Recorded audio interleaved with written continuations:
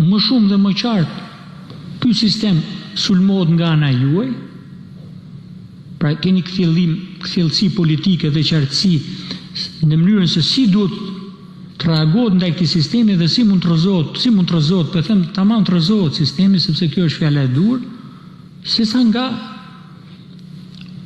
opozita në përgjithësi.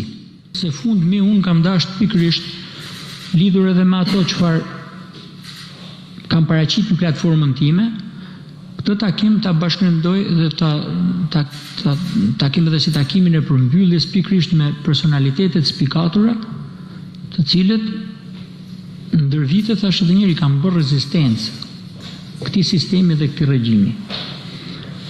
Unë po thuj se me gjithë personat jam i njohur, kanë qenë një grup i kufizuar individësh me cilët kam ftuar dhe kam dashur të bashkëbisedoj sot.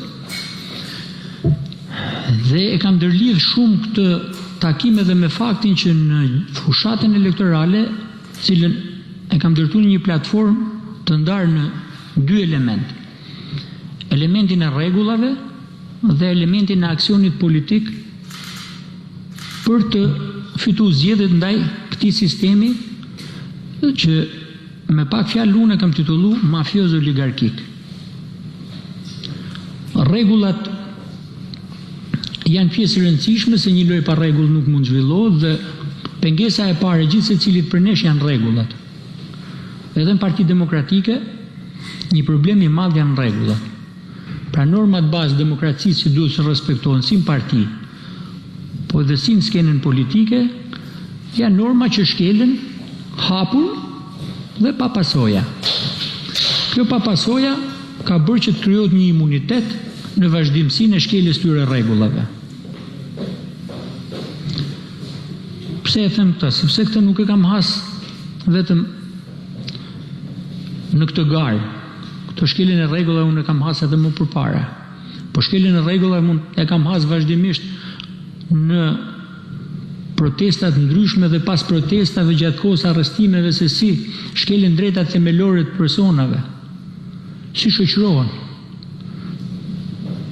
Të marrësh të shoqërosh një individ pa pas asnjë drejt, ta kesh trajtosh dhe në fund edhe ta akuzosh. Dhe ati individi mos t'i dalë zot askush po të ketë raste individuale si avokate ose dikush tjetër që marrin iniciativa personale për mbrojtjen e tyre, ndërkohë që i thrasin të tjerë, kjo është shumë e rëndë dhe është vrasje e aksioneve politike. Edhe fakti që ne në vazhdimsi, po e fus edhe veten sepse unë kam qenë pjesë edhe aktiviteteve të organizuara nga edhe nismave të marra edhe nga ju, qoftë për çështjen e pronës, për familjes, për teatrin. Unë nuk kam qenë pjesë organizative, po kam qenë gjithmonë, aq sa kam mund, pjesë mbështetëse e gjithë këtyre qëndrimeve dhe këtyre aksioneve politike. Dhe pse u fokusova te rregullat? Sepse mjedisi politik është i organizuar në mënyrë tillë që pamundson futjen e individëve ose grupeve të reja që duan të organizohen edhe politikisht në sistem. Pra në këtë nuk lejojnë të futesh në sistem. Pra rrjeta që këto kanë ndërtu ndaj zërave antisistem është rrjet pothuajse e papërshkrueshme. Pra rregullat janë shumë të rëndësishme dhe betejë e parë dhe betejën kryesore dhe unë këtu në Partinë Demokratike e kam pikërisht me këto elemente. Kur fokusohemi te sistemi Edi Ramës, manipulimi e opinionit edhe i proceseve është në themel. Po kur i has këto probleme edhe në Partinë Demokratike, kjo pastaj kthehet në një rrëmuj shumë të madhe, sepse ku ve pikë s'ke ku ka pikë referimi, një pikë referimi për të luftuar pastaj për këto rregulla. Dhe e dyta, pra rregullat dhe imazhi i kësaj partie është shumë i rëndësishëm për të kriju shumicën në opinionin publik, sepse nëse opinioni publik sheh se një organizëm politik nuk funksionon me rregulla, pra ndërton një imazh negativ dhe një imazh pa besueshëm në opinion publik. Dhe e dyta ka të bëjë me faktin që më shumë dhe më qartë ky sistem sulmohet nga ana juaj, pra keni kthjellësi politike dhe qartësi në mënyrën se si duhet të reagohet ndaj këtij sistemi dhe si mund të rrezohet, po them tamam të rrezohet sistemi, sepse kjo është fjala e dur, sesa nga opozita në përgjithësi. Dhe këtë mjegullnaj të opozitës në luftën dhe në perceptimin edhe në luftën, se është e para është perceptimi, në luftën ndaj sistemit, nuk e kam has tashti, po e kam është has dukshëm në kohën e drejtimit të Partisë Demokratike nga Lulzim Basha. Dhe në vitin në shtator-tetor 2018-ës, bashkë me avokatin kemi hartu një dokument që i bënim një analizë sistemit, e vlerësonim sistemin si sistem neodiktatorial, një sistem që në themel të vetën kishte varfrimin dhe falimentimin e këtij vendi dhe përrjedhoi shpopullimin. Në atë kohë nuk ishte e ndjeshme. Dhe shumë kush edhe më ka kundërshtuar, më ka thënë që këto janë ndoshta pak aludime të tepruara nga ana juaj, po ndodhi që tash pas 4 vjetësh kjo është tema kryesore e debatit politik, sepse nuk mund ta mohojnë më shpopullimin. Pra ato që mendonin që shpopullimi para 4 vjetësh është një proces normal emigracioni, sot nuk mund ta thonë një gjë të tillë. Pra është plan. Dhe pse janë bindur me kalimin e gjithë kësaj periudhe që kjo nuk është e rastësishme, po është e planifikuar dhe strategjike, është sepse edhe njerëzit të cilët sot janë katapultuar në majën e sistemit, janë njerëz që kanë pas suport politik nga linja dhe hallka të padukshme, cilave këto individ do ju shërben. Dhe është vërtet asë është vërtet kjo. Ka argumenta dhe fakte pa fund që këto persona, thashë edhe njëherë, zgjidhen, qoftë edhe në pjesën e partive opozitare, me qëllim që të kryejnë shërbime të caktuara, nuk po i dhe epitet shërbime, po që nuk janë për të mirën e këtij vendi, kjo është e sigurt. Sepse do të shërbejnë atyre cilët i ndihmojnë edhe i katapultojnë këtu. Pastaj jam fokusuar shumë edhe tek pikpamjet e Partisë Demokratike. Ku do të mbështetet kjo parti? Çfarë force do të jetë? Unë personalisht edhe miq tjerë, unë kam kohë që mundohem të jem konciz në disa pikpamje themelore të frymës konservatore që duhet të ketë Partia Demokratike, por kjo nuk do të thotë që kjo parti nuk mund të jetë e hapur edhe me gjithë spektrin gjatë. Dhe e kam konceptu kështu sepse që në zanafillën e diskutimit rreth pikpamjeve, unë jam mbështet të disa elementë të rëndësishëm që kanë të bëjnë me analizën që është shoqëria njerëzore e individëve që normalisht kanë shumë defekte. Pra qenia njerëzore nuk është një qenie e përsosur, është një qenie me defekte dhe shoqëria është shumë komplekse që ndërtohet. Dhe gjithë teoritë që të ndërtojmë një ideologji se si duhet jetë ose një vizion se si duhet jetë shoqëria njerëzore duke e transformuar në themel, për mua janë teori që nuk mund të funksionojnë për shkak sepse ti nuk je të projektu një pallat ose si të projektu diçka me një objekt, po je të projektu një shoqëri gjë e cila është e pamundur. Dhe ato vlerat e shtrezimet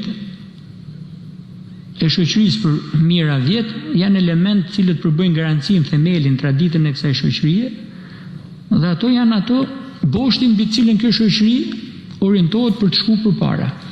Të paktën kështu e kam pa unë këndvështrimin tim dhe këtu ka shumë element pastaj tjerë që i kam ndërtuar në fushat që kanë të bëjnë me pronën, shëntrinë e pronës, se si individi dhe prona kushdo e di që lidhen ngushtësisht liria e individit me pronën, sepse një njeriu i cili ja merr pronën edhe i merr gjithçka, kuptohet është ndërvarr dhe s'mund të jetë i lirë, dhe këtë fatkeqësisht e has kudo në takimet me grupe të ndryshme edhe të demokratëve, po edhe njerëz qytetarëve që e mbështesin Partinë Demokratike. Pra rreth këtyre gjërave, rreth këtyre temave, ka pas tema të ngushtësisht lidhur me familjen, me George Sorosin, cilat janë premtuar edhe në foltore dhe në 11 dhjetor që do jenë tematika që do debatohen në Partinë Demokratike. Ka pas tema që kanë të bëjnë lidhje me pandeminë, se si ka qenë dhe si duhet ishte reagimi i opozitës. Cili është raporti i rregullave që duhen nxjerrë me shkeljen e drejtave themelore të individit. Ka pas me një element shumë të rëndësishëm që ishte protesta dhe aksioni politik. Dhe shumë nga demokratët e shprehin qartë që ne nuk mund vijmë protesta që e dim që dështojnë spari, ose të tjerë që kanë vujt për një kohë gjatë dënime dhe nuk kanë marrë në mbrojtjen e askujt. Pra gjithë këto element janë element që kanë të bëjnë me shqetësimin e demokratëve. Po janë tematika që nuk janë trajtuar ndonjëherë nga hallkat e Partisë Demokratike, të cilat ndoshta kanë përgjegjësinë për të marrë me këtë punë, po janë trajtuar nga zërat e lirë.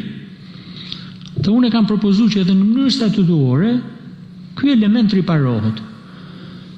Sepse në mënyrë statutore zërat e lirë ose edhe fraksioni rreth një kauze ose rreth disa ideve brenda Partisë Demokratike në këtë statutin e ri janë të bllokuar. Dhe si e kam dhënë zgjidhjen? E kam dhënë zgjidhjen nëpërmjet departamenteve ku cilat zërat fraksioneve duhet jenë të lejushëm edhe pa ndërtu fraksionin, për t'i hap hapësirë që këto individ fillojnë të kenë një zanafil se si mund të ndërtojnë aksionin politik edhe brenda Partisë Demokratike. Se ideja është që të duam ta bëjmë një parti të zgjeruar, dhe kjo parti e zgjeruar është vetëm një formë që të arrish edhe të mundësh një sistem të mirë organizuar, ndoshta nga ana praktike, por që në themelin e vet nuk e ka boshtin moral, pra nuk mund të rezistojë nëse do ketë me të vërtet një aksion politik me bosht moral dhe një aksion politik real, jo të shitur pa fillu aksionin politik. Kështu që rreth kësaj unë do doja, tash shkurtimisht thash edhe ta mbyll edhe këtë pjesën e asaj, pjesën sqaruese timen, që secili nga ju edhe më vlen edhe mu në atë çfarë kam si platformë, po edhe secili nga ju domthon kishte e mundur të ngjojë si zë brenda Partisë Demokratike se i vlen Partisë Demokratike.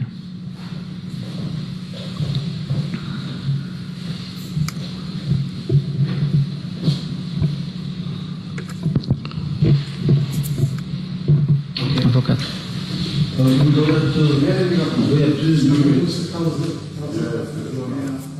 do doja të bëja dy ndërhyrje të shkurtra. Ndërhyrja e parë ka të bëjë me narrativën e politikës shqiptare, ose më saktë me fushën e debatit, për çfarë ne debatojmë, për çfarë luftojmë, çfarë duam të arrijmë. Formulimi i këtij koncepti është i paqartë në Shqipëri. Unë besoj që narrativën tonë politike e prodhon pushteti me networkun e tij Soros, duke e ndryshuar totalisht problematikën reale që ka ky vend në një problematik, thashë themesh, përplasjesh.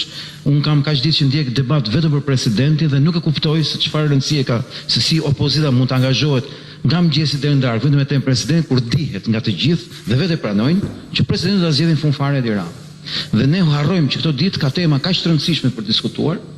Për shembull, vetëm këtë javë ne mund të diskutonim për çështje që kanë të bëjnë me problematika themelore, siç është për shembull vendimi i gjykatës lartë që çdo vendim pronash në Shqipëri, për të fjalë për $2 miliard të pronave të shqiptarëve, të cilët janë në proces shpronësimi, shpronësura apo që do shpronësohen, do të zhbëhen të gjitha dhe qeveria nuk do të japi më lek njerëzve, por do të marrë ato që u ka dhënë. Kjo temë nuk diskutohet fare. Tu diskutohet për presidentin gjithkohës. Diskutohet se çfarë tha një gjerman, diskutohet se çfarë tha një amerikan që erdhi në Shqipëri. Dhe këtu narrativa e ditës është një narrativ ku palët përplasen për tematika që unë mendoj që janë krejtësisht fake, dhe ai fevziu i ndarkës më duket si një magjistar me një shkop, si gjithë fevzit e tjerë, gjithë televizionet, pozitë dhe opozit, apo më saktë gjithë sistemit të establishmentit politik që i bëjnë lavash truri shqiptarëve. Unë besoj që debati është shumë i thjeshtë në Shqipëri. Ne kemi një qeveri quislinge, e cila ka plan të zhbojë këtë vend, na përzej neve nga parajsa, të na dëbojë më saktë nga parajsa, dhe këtë vend ta gëzojnë mas 10-15 vjetësh, ata që do e gëzojnë sepse gjithë agenda që aplikohet në Shqipëri është rrënim, falimentim dhe shpopullim. Nga mëngjesi deri në darkë, gjithë vëmtaria e shtetit Shqipëri është si të janë nxjerrë shqiptar. Nga mëngjesi deri në darkë Shqipëri, sistemi politik ndërhyn në sistemi social ekonomik, se si dhe ky sistem të prodhojë vetëm stres, pafund dështim dhe jeta e njerëzve të nxjihet derisa të kuptojnë që duhet të largohen nga ky vend. Kjo është një agendë e përshkruar qartas nga Vaso Çubrilović dhe ne po jetojmë këtë. Debati pra që bëhet i vërtetë nuk është ai, debati i vërtet nuk bëhet në Shqipëri. Debati i vërtet që duhet bërë në Shqipëri do ishte gjithë shqiptarë, socialist demokrat, gri, asjanës, patronazhist apo të përndjekur, të tilla kategoritë janë viktimat kësaj agjende për të përzënë nga Shqipëria. Dhe ky vend është plan për të zhbërë. Edhe këtu dua të theksoj faktin që kjo opozitë nuk arrin dot të bëhet e prekshme për interesat e shqiptarëve, për faktin e thjeshtë sepse shqiptarët kanë halle të tjera dhe kjo opozitë ka halle krevetat personale. Dhe është krejtësisht larg realitetit ton, pavarësisht narrativës, fjalimeve që mbahen, nuk shkon dot deri ke qytetarë shqiptar problematika, sepse kjo opozitë nuk prodhon dot as kualitetin e komunikimit. Ka gjuhë të drujt, ka gjuhë të vjetër dhe nuk arrin dot që të bëhet pjesë e një debati prezantues. Për shembull, unë konstatoj që edhe platformat televizive të opozitës janë të mbushura me majtist, sorosist, komunist, marksist që promovojnë 24 orë, kurse gjithë zotërinë që janë këtë sallë, unë s'kam parë kurrë në platforma televizive opozitare se nuk lejohet që jo këta këtu, por dhe të tjerë që s'kan këtu, nuk lejohet që të japin si thosh pikpamjet e tyre konservatore, sovraniste, anti-Soros. E dyta për ta mbyllur është që unë duke u nisur nga dita e djeshme, si rast, komunikimi që ka pas në mediat shqiptare një përfaqësues gjerman i Partisë Demokraciane Gjermane, e CDU-s, i Partive Popullore Europiane, që janë parti të qendrës, të djathtë, tregon qartas krizën që ka opozita shqiptare në raport me konservatorizmin. Unë mbaj mend në kuvendin e datës 30 prill u përzun masa kryesore kritike konservatore, anti-Soros nga Partia Demokratike, sepse unë kam bërë një sfidë që ditën e parë kam thënë publikoni listën e votave të 420 kandidatëve dhe kjo nuk u botua dhe s'ka për të botuar asnjëherë, unë e dija që nuk do botojë dhe morën ricikluan 100% gjithë networkun Soros që kishte ngelur pa u përfshirë në parlament brenda PD-s siç ka qenë vitin 2005, siç ka qenë vitin 2013. Dhe arsyeja pse ai deputeti gjerman ka të drejtë i bjerë i PD-s është sepse po ai deputet dhe po ajo parti dhe po ai grup popullor ka përzën Orban nga partitë e qendrës europiane, sepse dihet që Orban është një si thosh lider i suksesshëm i konservatorizmit evropian. Dhe janë po ai grup që ka qenë gjithmonë kritik ndaj konservatorizmit amerikan, sepse kjo parti kërkon që të hajë me dorë në Revani, me dorë në baklava. Këtu ti edhe me qendrë, ti edhe konservatore, po këto nuk bën.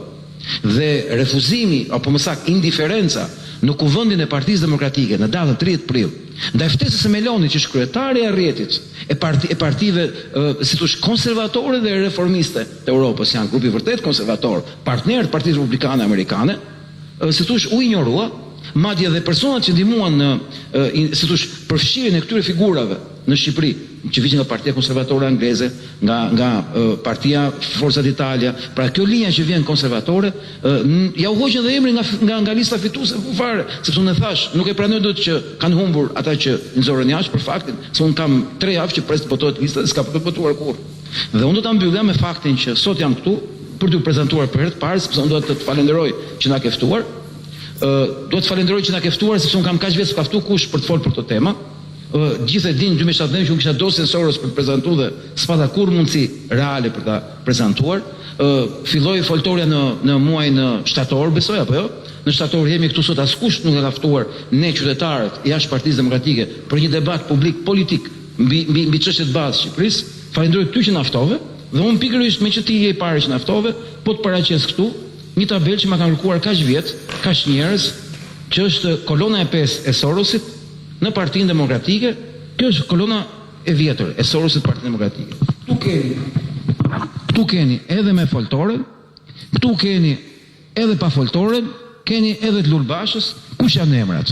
Dhe unë po ja u përmend gardën e vjetër të kolonës Soros Partinë Demokratike, kolona e 5 e Sorosit që ka hyrë për ta shkatruar këtë Parti Demokratike dhe kjo fotografi është botuar nga unë në vitin 2016.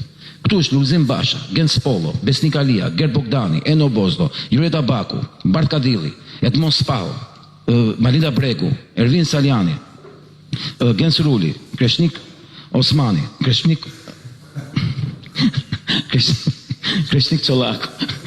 Sepse Kreshnik Osmani është miku im i mirë dhe kemi qenë betejat vjetra dhe nga që të kam afër. Pra Kreshnik Çollaku. Grida Duma është Sherfedin Shej, është dhe ish shefi i që ka qenë në kryeministri, nuk vjen emri, ky burri me syze, ka qenë dhe zëvendës ministri i brendshëm dikur. Nuk më vjen emri në këtë moment. Ky është gjithë network garda e vjetër e Sorosit Parti Demokratike. Erdhën si tamam si në kalën e Trojës, u futën brenda, hapën portat, e shkatruan këtë parti. Dhe kjo parti që riciklon 100% Sorosin brenda, unë besoj që për ta mbyllur do të bëja thirrje çdo qytetari që mund të marrë këtë mesazh, do doja edhe ti ta bëje këtë thirrje, që ne kuptoj shumë mirë që të mundesh Sali Berishën në proces votimi brenda Partisë Demokratike është një ëndër e bukur. Por realiteti, unë e di se si do të jetë, si shëntin të gjitha dhe që na ndjekin, por këtu gjithë kush ka mundësinë e vet, shanset e vetëm që duke votuar për ty, të krijojë mundësinë që në Partinë Demokratike të krijohet një fraksion konservator, se këtë parti Soros i bën 2 fraksione, një me deputet, me 8 deputet kur ti doj, dhe një fraksion plus e bën me njerëz që ka brenda Këshillit Kombëtar PD-s me 15%, që pra kur të doj, ndërkohë konservatorët ndodhen jashtë. Faleminderit. Po, i pësem s'pari besoj është detyrim moral i gjithë kujt, njeriu normal në Partinë Demokratike, në kuptimin jo vetëm moral, po edhe më gjerë se kaq, që të paktën të shfaqi simpatin për një arsye kryesore në raport me ty.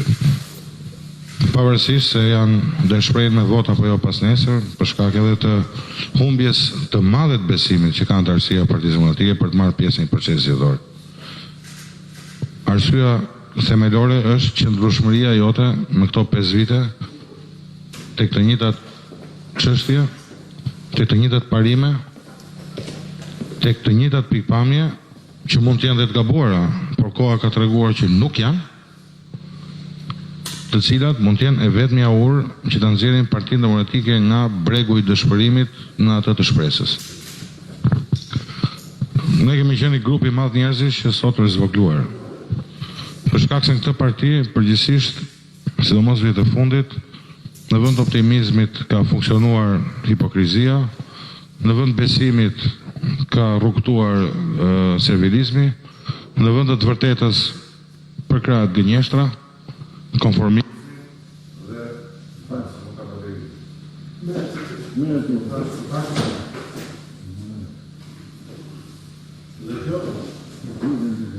Më dëgjon? Po. Dhe kjo do të thotë që Partia Demokratike ka një krizë të vetme, të cilës ti, unë dhe shumë kolegë tjerë që jemi pjesë e PD-s,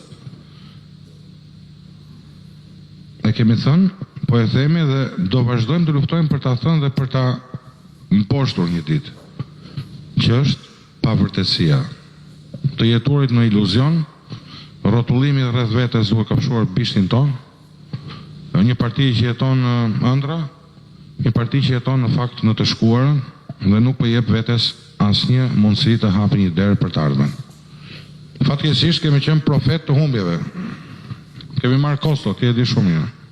Ti e përplasur edhe gati fizikisht e dera PD-s. Me ose pa mua Editin Krah dhe kolegë tjerë.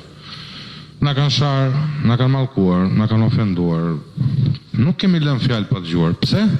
Se kemi thënë që kjo parti duhet të bazohet në disa norma bazë, që janë gara e lirë, debati i lirë mbi të gjitha që prodhon garën e lirë, përfaqësimi, konkurenca,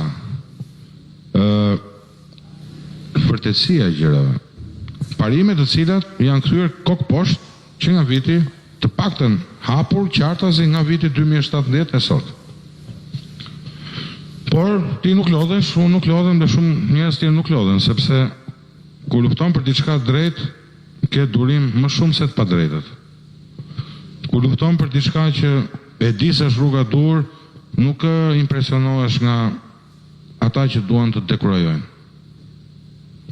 Së dyti, ka ardhur koha mbas kaq vitesh që Partia Demokratike duhet të ketë qartësi ideologjike. Ja kam thënë Lulzim Bashës vitin 2016 dhe në zyrë, ja kam thënë në media. Dejavuja e liberalizmit politik, po themi, dhe ekonomik të vitit 2005 ishte e pamjaftueshme për të rikthyer në pushtet. Një vit, 8 muaj para se fitonte Trumpi në Amerikë. Ne kishim nevojë urgjente për një qasje konservatore si përgjigje ndaj krizës politike dhe ekonomike të vendit, po dhe më gjerë se kaq. Nuk dëgjonte njeri. Nuk dëgjojnë as sot. Konservatorizmi i grupit të themelimit është një shishe me etiket Bosch brenda. Sepse janë po të njëjtat njerëz që nuk e kanë përkrahur këtë vizion mbi shoqërinë. Ne kemi borxhe të mëdha pronarëve. Dhe po flasim mbas 13 vite qeverisje. E kemi lënë në Komisionin e Klimit Pronave 32.000 dosje pa i prekur me dorë. Partia antikomuniste, që ishte antikolektiviste, pro pronës private. Ne jemi parti që nuk kemi respekt për vullnetin politik lirë. Pse? Garë është kjo me 13 ditë, njësoj si Lul Basha? Garë është kjo kur ti nuk di antarët e Partisë Demokratike kush janë, që është thyer PD-ja një ham pa porta? Parti është kjo në të cilën ata që manipulojnë votat dhe e pranojnë dekorohen parti? Parti është kjo që ata që kanë vjedhur vota vjet për Lul Bashën janë prapë në komision? I kemi thënë, ti dhe unë.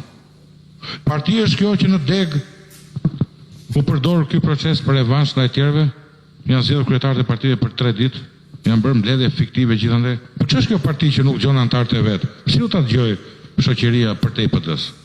Ç'a modeli më të mirë kemi ne se Edi Rama, ku atje kemi një shfaqje baleti me një balerin, këte kemi gjithmonë një balerin, dhe se ndryshon emri balerinit. Ne në ndryshon emri kryetarit, po prapë është parti kryetarit. Dhe zbukurohet me populizma shumë interesant, pa tjetër, por nuk janë të vërtet. Por mos harroni një gjë. Bedejën Lul Basha, Sali Berisha, Lipsen Elezi, Medvin Kulluri, Kreshniku, Altini, kushdo që do të japë një kontribut për ndryshuar qeverisjen të vend, nuk e kanë me njëri tjetrin. E kemi me shqiptarët, me votën e shqiptarëve. Dhe do them një gjë që nuk jam dakord fare. Kur përdolin fjalën regjim për Edi Ramën. Këtë regjim e kemi ngritur ne si opozit. Nuk e ka ngritur Edi Rama. Sepse ata nuk kanë pasur një opozit përballë. Ata kanë pasur një palo opozit, një opozit falso, një opozit që është më e keqe se pushteti për aq sa kanë dorë në opozit. Dhe që nuk jep garanci se nesër ky vend do jetë më i mirë me këtë opozit pushtet.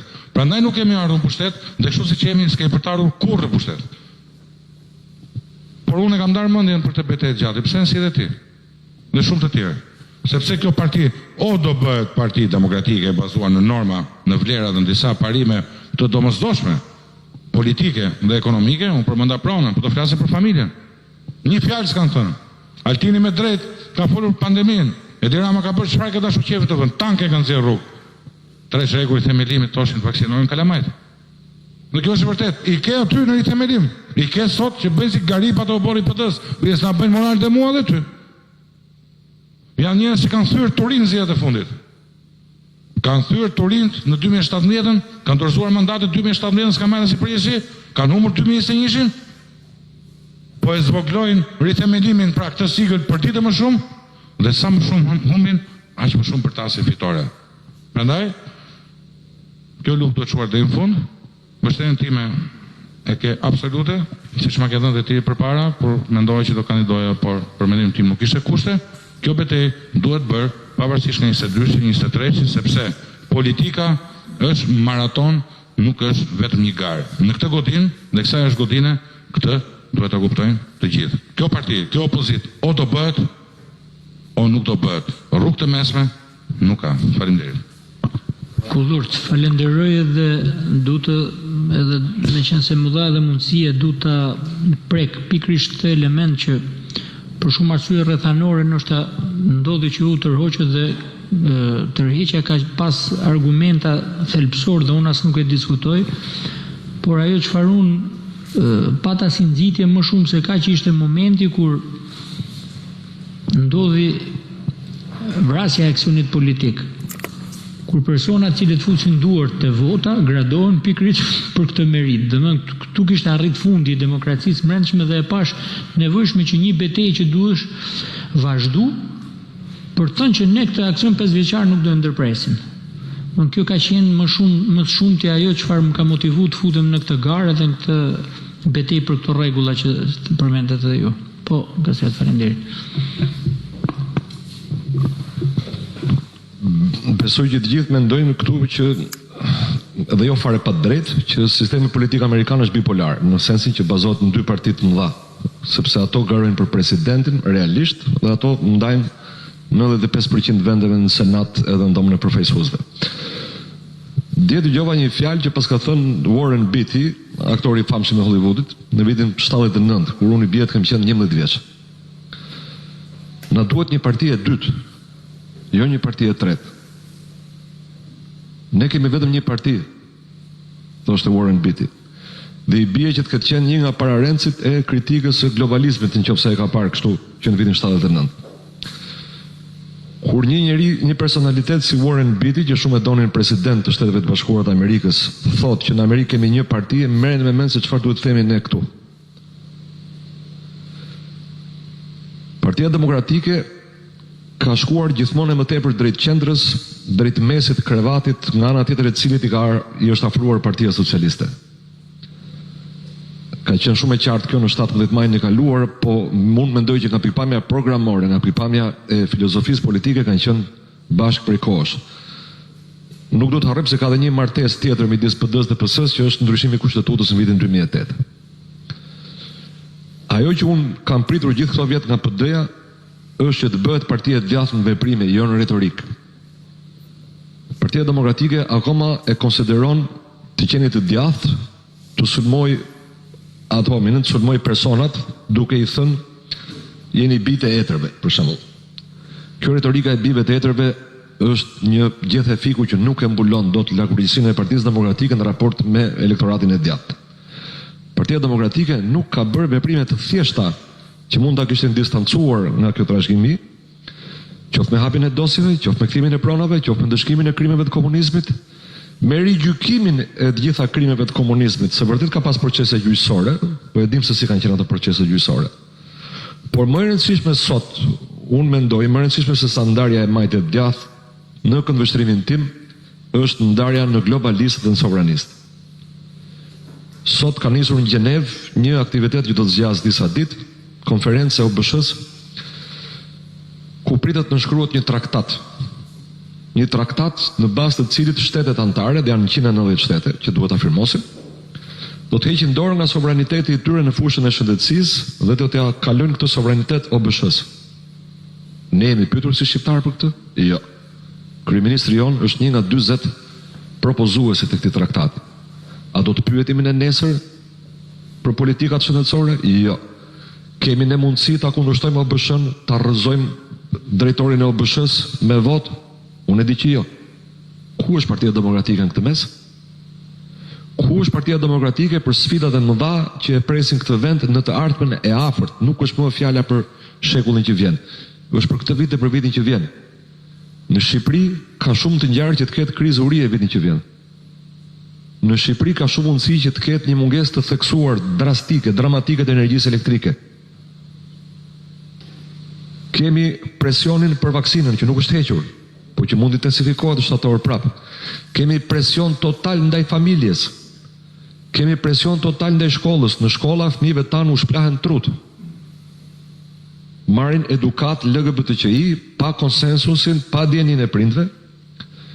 Marrin edukat të deformuar, antishkencore për gjoja alarmin e klimës dhe po kështu për institucionet e demokracisë. Ku është Partia Demokratike në këtë mes? Unë e di që është në opozit, po ka një zë. Qofse Partia Demokratike nuk e ka këtë zë, pse më duhet mua Partia Demokratike si qytetar? Qofse Partia Demokratike 2 vjet e 2 muaj sot që flasin, nuk gjen kohën të ankohet pse qeveria jonë është tërhequr nga 6 kapituj të Konventës Europiane drejtave të njerëzit, ka ndodhur në 30 mars 2020, pra janë 2 vjet e 2 muaj. atëherë mua pse më duhet Partia Demokratike? Përse duhet unë të harxoj kohën time, energjinë time, të mbjell, të marr mbi vete zemërimin e pushtetit për të luftuar që kjo parti të vinë në pushtet? Kur unë nuk pres alternativa më të mirë, alternativa që PD-ja ka hajdut më të vegjël, PS-ja ka hajdutat më të mëdhenj, nuk mjafton për të ardhur në pushtet Partia Demokratike. Për mua Partia Demokratike duhet filloj urgjent nga sot, ndoshta me fraksionin që unë të uroj, siç tha Altini, ta bësh brenda Partisë Demokratike, të filloj të bëhet parti antiglobaliste, parti sovraniste edhe demokracisë direkte.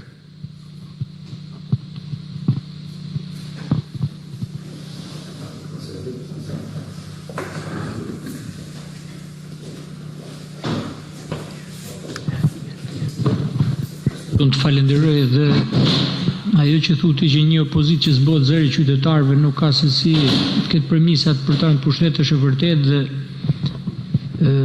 kjo nuk është vetëm kërkesë e ime, por kjo është kërkesë e shumë njerëzve me mendjen të hapur në antarësinë e Partisë Demokratike. Dhe mua më shbo qefi që shumë eksponent cilët kanë mbajt gjallë revoltën qytetare i njohin antarët e Partisë Demokratike dhe t'i përmenin me emra, secilin për specifikën e vet. Këto e kanë domosdoshmëri, këto e kanë edhe nevojë dhe domosdoshmëri. Dhe unë nuk e kuptoj faktin që si një parti mund të jetë kaq pasive ndaj zërave të tillë.